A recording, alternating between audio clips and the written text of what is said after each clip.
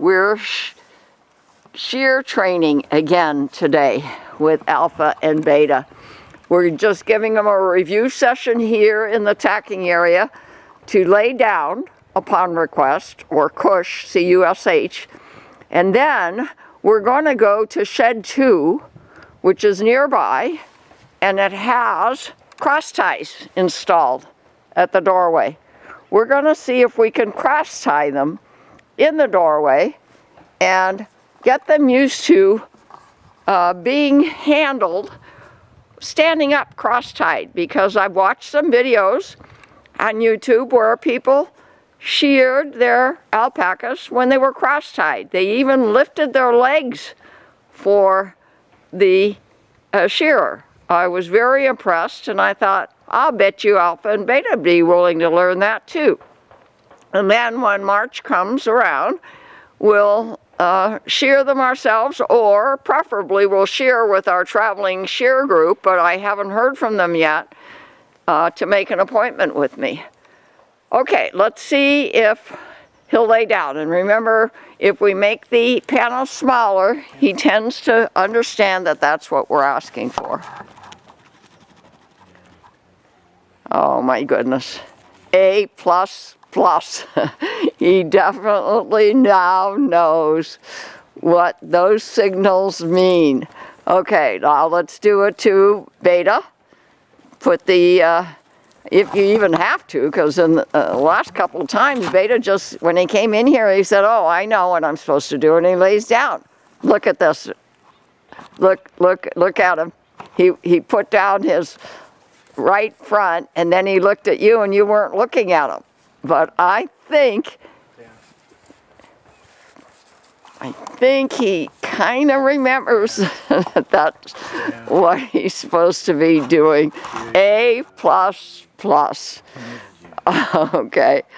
All right. Now, can we take them over? Just go ahead and take Alpha over first, or Beta. It's up to you. You can just put a halter. Well, let's take Alpha first. The reason we call him Alpha is because he tends to be a faster learner.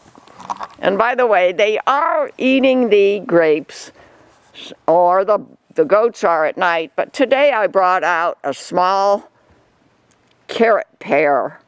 And at the end of the lesson, for their reward, we'll just take it out, and if they won't take it out of our hand, we'll just drop it nearby, and they'll eventually eat it today.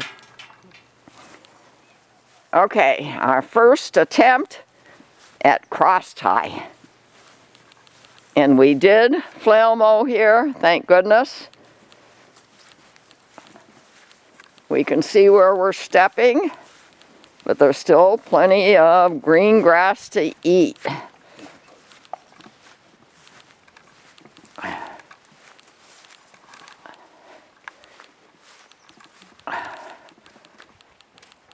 In the back, the grass has gotten kind of yellow, and I'm not sure what seed was ever placed here on this property, even though I bought it about 8 years ago.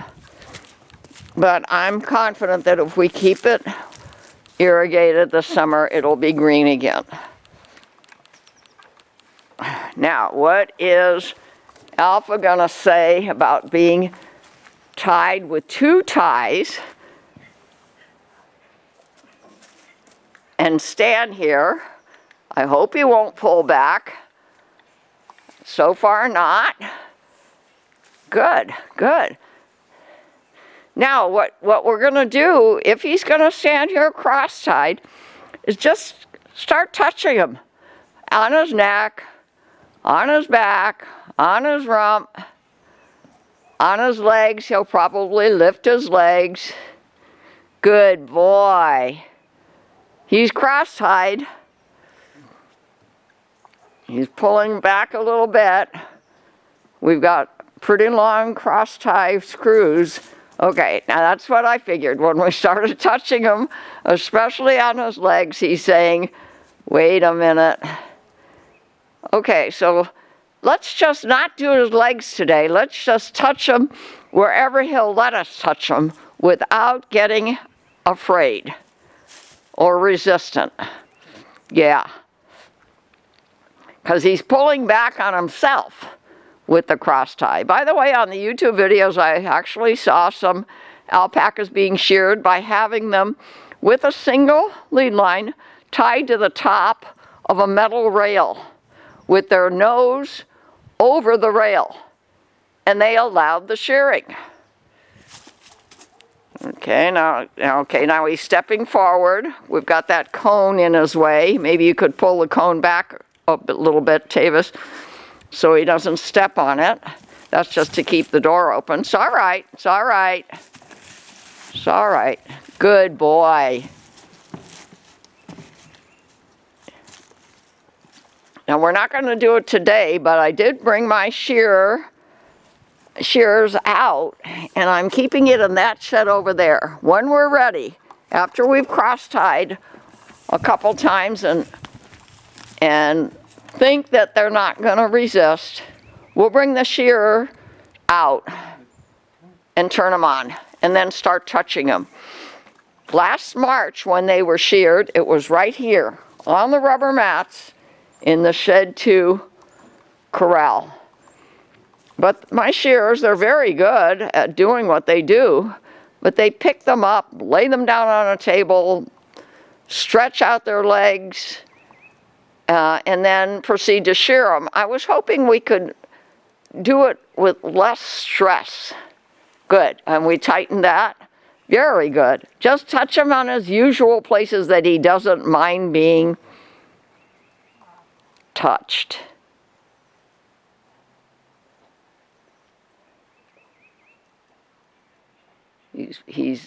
I can see it in his front legs. He's getting a little bit stressed. Now he's moving around a little bit, but no, he's not. He's not freaking out. And he's got that pressure, that double pressure on his face. And he's going forward, but he realizes I can't go forward because I get stopped. At least our cross ties are working so far. It's all right. It's all right. Now let's see if you can touch him on his back and then a little bit on his rump. He gets a little bit upset with that sometimes. Good. Good. Well, for laying down, he gets an A++. And for first cross tie lesson, he gets an A. All right, now let's cross tie him and take the harness, the halter off. And before you release him, offer this to him, please. His carrot. It's all right. He may not take it. He may drop it. That's okay. But it's a little carrot. He'll eventually get back to it. Yeah, he's checking it out.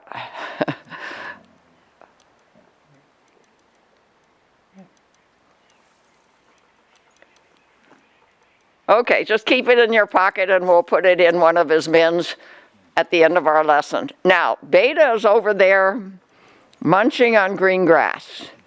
Let's see now if you can take the halter off Alpha, and will Beta allow you to put the halter on him when he's not in the tacking area?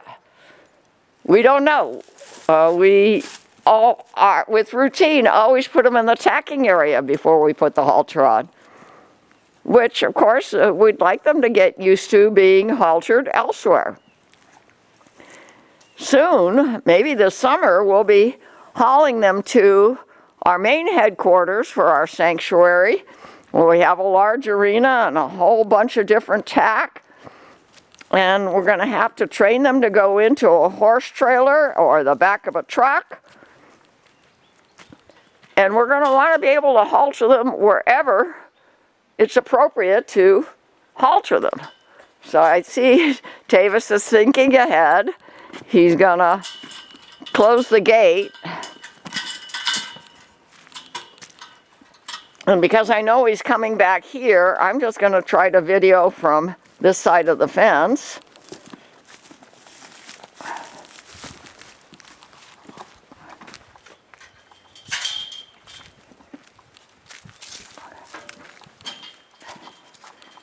they think they're done with their lesson, but Beta still has more work to do today in school.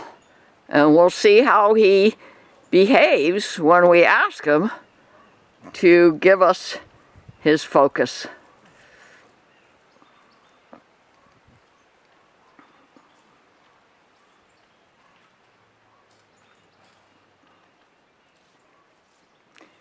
Today is February 2nd, 2026. Spring is officially March 20th, 2026. Okay, now what does Beta say? If necessary, we'll just have to herd him back into the tacking area.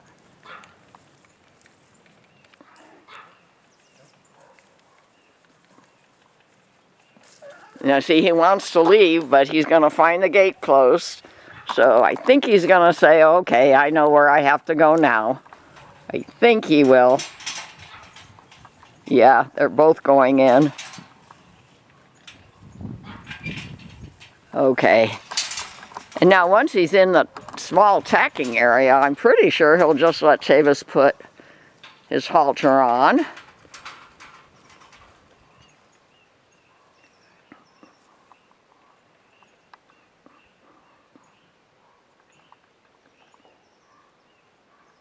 Yeah, and he knows he's going to be touched on the neck.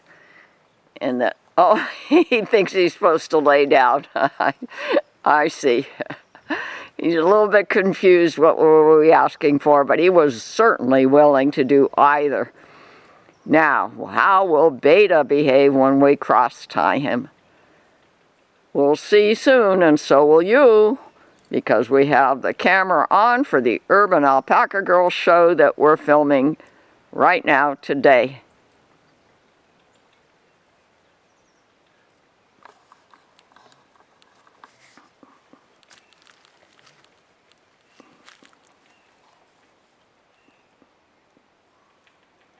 No, he's going to lay down again.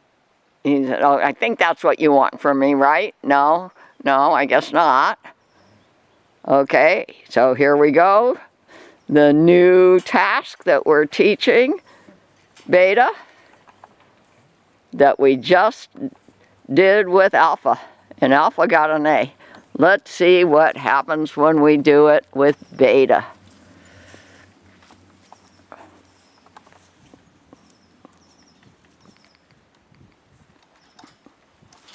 I'm going to carefully walk over there and try to place myself the same place I was when we filmed Alpha. Now again, Beta might pull back, and we have to be ready for who knows what if that happens, if something pulls out or breaks. It's not the same as training a 1,200-pound horse, I can tell you that, but there are going to be issues. Okay, let's see. Will he go in? He's a little bit resistant to go in. Okay. But okay, he says, now what? Now what are you doing? One lead line, pulling back, trying not to be tied even with one. It's a high cross tie, you see, so he's not used to that kind of pressure on his nose.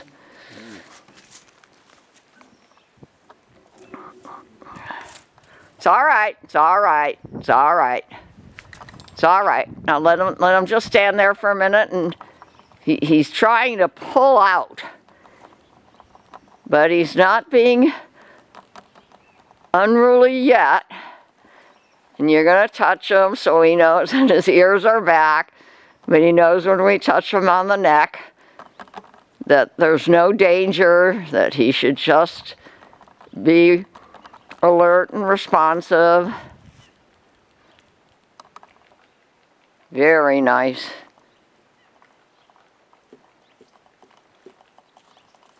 Now we're going to touch them various places on the body. We know if we touch him near the tail and down the thigh, he might get resistant. We know that. So I'm backing a little bit in case he gets out of that halter and comes back here in distress. It's all right. It's all right. Very good. His ears are back. He's watching Tavis out of his peripheral vision. See, this is a new activity. And although you have seen that Alpha and Beta are willing to learn new things and be responsive, they still have trouble focusing on what they're supposed to be doing if it's something they hadn't done repeatedly before.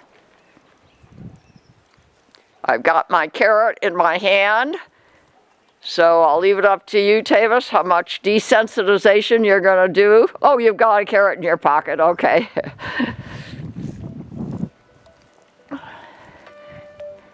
I am going to so far give Beta an A. He's concerned. You see his ears are back. He's being offered a carrot. He's not sure what to do with it, but it's a nice skinny carrot. We'll put it in one of their feeder bowls before we finish the lesson, and he'll get it later. They love carrots, and that's why I'm going to cultivate carrots at my ranches, and I'm going to sell them at my feed store, at my commercial residential property on Wolf Road. I already have a permit for a feed store in my barn there, but I'm going to cultivate them, and I have applied for NRCS high tunnels kits as a grant, one for each of my properties, and we're going to start cultivating carrots pretty soon. He's resisting taking the halter off.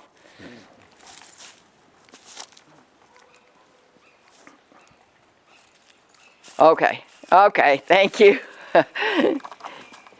He's done, he knows that. Okay, now Tavis is gonna put the tack away.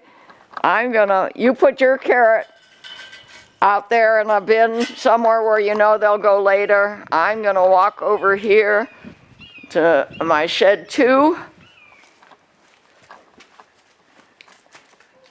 Kind of dark in here, but they don't mind, and at night I do have lights come on, and I have bins with carrots. There we go, and they'll find it, they'll get their reward. And when I come out in the mornings and in the evenings to do my nighty nights and my morning chores, wherever they are, if they see me, they know to come over, because they know I'm gonna have treats for them. And the treats are usually carrots. I'll show you how I set this feeder up this morning. And they hadn't gotten to it yet today. It's about noon. Couple carrots in the feeders in front of teff hay. I like teff hay because it is a nice grass hay and it is low sugar. So any animal who has problems with high sugar can eat it comfortably, but it isn't grown locally here. So I'm going to try to cultivate it here on my ranches and sell it at my feed store. Don't know how long that will take, but that is something I want to do. And I knew that as I got older, my inclination to want to farm was going to get stronger. And I am older now because I'm 81 years old, and I'm getting closer and closer to doing farming instead of math tutoring. But I am going to probably start math tutoring again with helpers to do it under my direction. But I'm learning all about AI, and I think AI can be very helpful in math tutoring, especially for communication between the tutor, the teacher, and the parent. AI is going to make it easy to communicate, and as a tutor, I'm going to require follow through. That's very, very important. Goodbye for now.